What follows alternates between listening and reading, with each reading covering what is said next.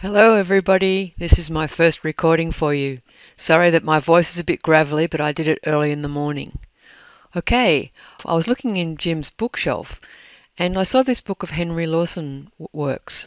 He's a famous Australian writer, and the first poem I found was this poem. It's actually one of his best, and I was quite touched by it. So I'm going to read it to you, and then afterwards I'm going to ask you some questions and then refer you to some even better readings of this poem. So strap yourself in and I hope you like it. The Fire at Ross's Farm.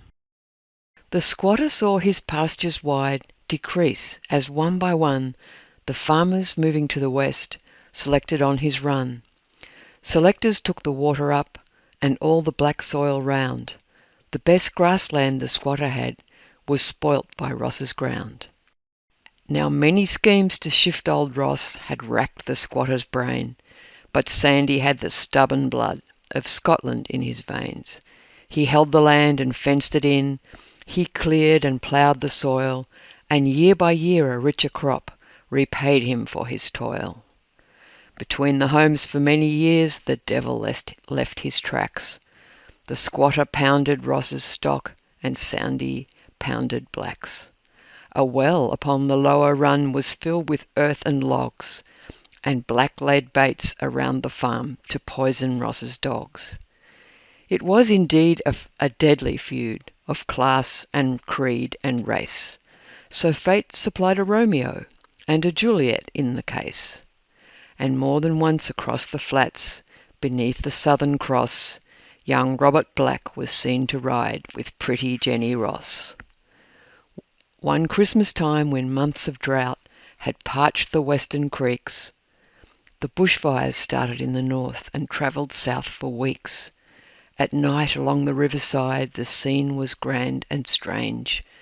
The hill fires looked like lighted streets of cities in the range.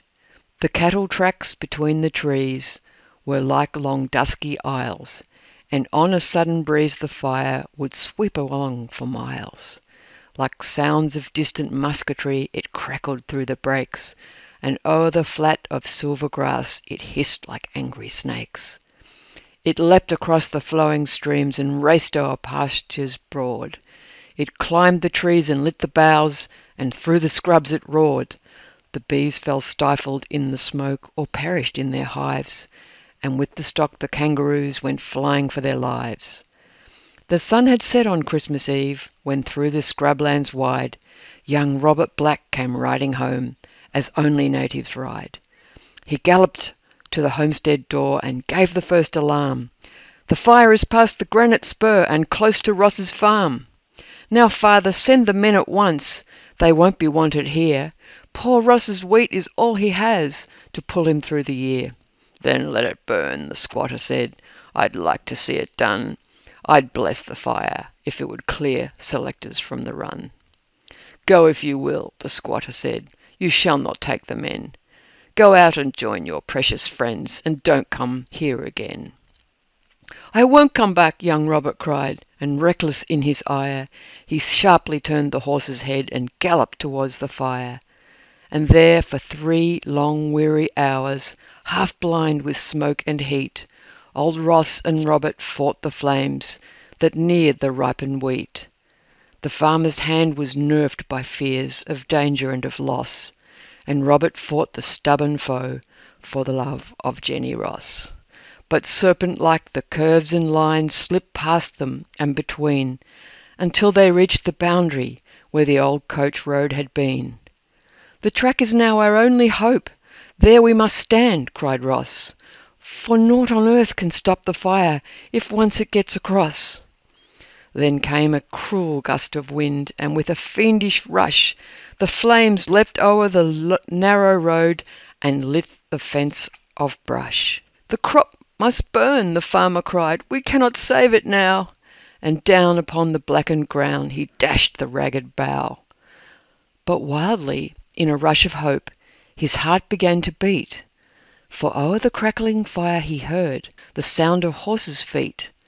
"Here's help at last," young Robert cried, and even as he spoke, The squatter with a dozen men came racing through the smoke. Down on the ground the stockmen jumped and bared each brawny arm. They tore green branches from the trees and fought for Ross's farm. And when, before the gallant band, the beaten flames gave way, two grimy hands in friendships joined, and it was Christmas Day.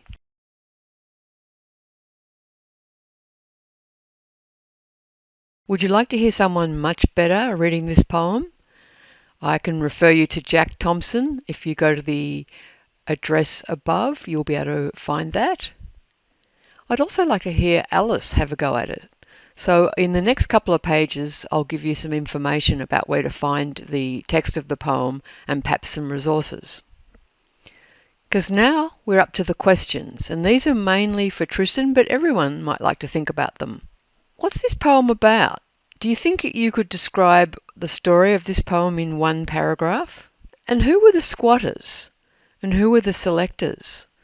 What were they in Australian history?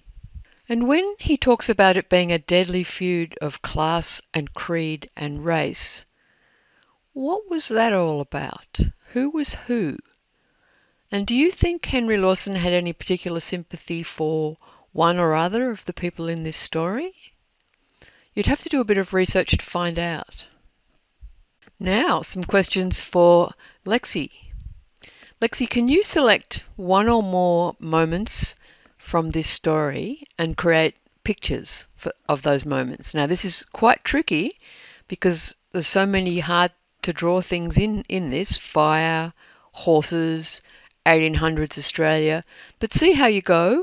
Or you might even choose to take the overall story and show it in a modern form. But I look forward to seeing what you can come up with. And I hope you've enjoyed this, and please let me know what you think.